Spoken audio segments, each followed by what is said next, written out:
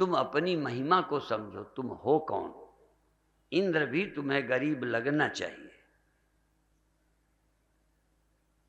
ब्रह्मा विष्णु महेश भी यदि वो आत्मनिष्ठ नहीं हैं तो एक बहुत संसारी जीव जंतु हैं। ये समझ में आता ही नहीं, कथा में ये विषय छूट जाते हैं। ब्रह्मा भी क्या है, ज्यादा उम्र का है तो क्या हो जाएगा। ये तो प्रकृति से किसी की आयु कम, जैसे कुत्ता बिल्लियों की 20 ही वर्ष है, गाय भैंस की 20 वर्ष है। जन्म से ही आप ज्यादा आयु लेके आए हैं। पशु पक्षियों की तुलना में तुम्हारी आयु ज्यादा है। ऐसे कई जीव हैं जो सहस्रायु हैं। तो ये आयु ज्यादा कम होना ये बड़ी बात नहीं है, क्योंकि वो तो मृत्यु होगी। ऐसे सुख सुविधा ज्यादा हैं तो इसका क्या बहुत महत्व है, क्योंकि उनसे दुख का अंत नहीं हुआ, इन्फीरिटी नहीं गई, सुपीरिटी नहीं गई। धन ज्यादा हो गया, थोड़ा सुपीरिटी आ गई, कम हो गया, इन्फीरिटी आ गई, बस सुख दुख के झूले में झूलते रहते हो। ये सुख दुख सम कैसे होंगे, हानि लाभ बराबर कैसे होंगे, जीवन और मृत्यु समान कैसे होंगे। एक दीर्घायु है, लंबी उम्र का है, एक जन्म मृत्यु उसके लिए स्वप्न हो गया है। दोनों में फर्क समझ लीजिए। दीर्घायु होना पसंद करोगे कि जन्म मृत्यु की समझ से पार जाना चाहोगे। तो ब्रह्मा भी यदि ज्ञानी नहीं है तो मरेगा, और एक आदमी कम आयु का है देह के नाते, पर यदि ब्रह्मज्ञ है तो अमर है वो। इन दोनों का मौलिक भेद है। इसलिए फिर मेरा विषय लंबा हो जाएगा। मैं तो चाहता था कि भूमिका बना के ध्यान कराऊं। आपको कोई पदार्थ से सुख नहीं मिलेगा ये नहीं कहता। सुख तो खाने पीने से मिलता है, लेकिन वो टिकने वाला नहीं। एक मैं जी रहा हूं, ये अनुभव आपको देह के कारण हो रहा है कि हम जिंदा हैं।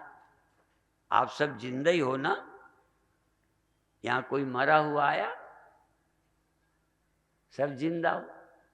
और जिस दिन शरीर नहीं रहने का आता है उस दिन तुम्हें लगता है मरेंगे। अर्थात देह ही तुम्हारा जीवन है, इसका न होना तुम्हारी मौत है। संसार की वस्तुएं सुख हैं, इनका अभाव दुख है। पर ज्ञानी कहता है शरीर जीवन नहीं है, जीवन समझने का अवसर है सिर्फ। और अवसर गंवा दोगे तो मरोगे, अवसर का उपयोग करोगे तो मरने से बच जाओगे। इसी तरह विषय तुम्हें सुख के अनुभव का एक अवसर था कि सुख चाहिए, सुख। गहरी नींद में तुम्हें कुछ चाहिए ही नहीं था, वैसे ही मुक्त थे।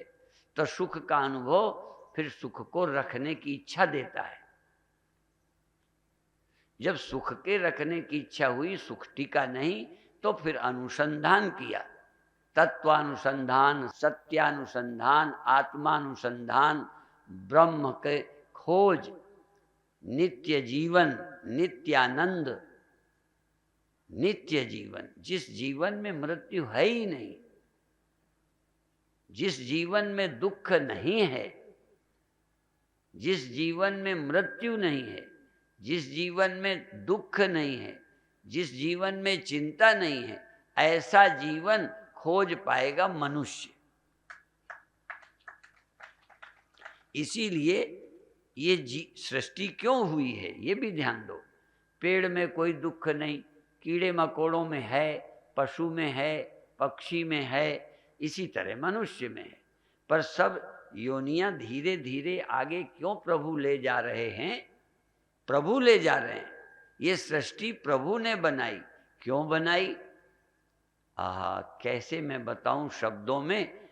उसने अपने को प्रकट किया, पर प्रकट होकर जीव हो गया, प्रकट होकर मरने वाला हो गया। इसीलिए जब उसने पहले बार अपने को जाना तब वो ब्रह्म हुआ। जब वो ब्रह्म हुआ तो सब कुछ हो गया। उसने अपने को ब्रह्म जाना और वो सब कुछ हो गया, सब कुछ वो हो गया। इसी तरह इस ज्ञान को पहले, इसके बाद देवताओं ने अनुभव किया कि हम ब्रह्म हैं, तो सब दुखों से मुक्त हो गए, सब कुछ हो गए, कुछ होना खोना बाकी नहीं रह गया, पूर्ण हो गए। फिर उसी को मुनियों ने, ऋषियों ने जाना। फिर युग बदलते बदलते फिर उसी सत्य को मनुष्य जानने में योग्य हुआ,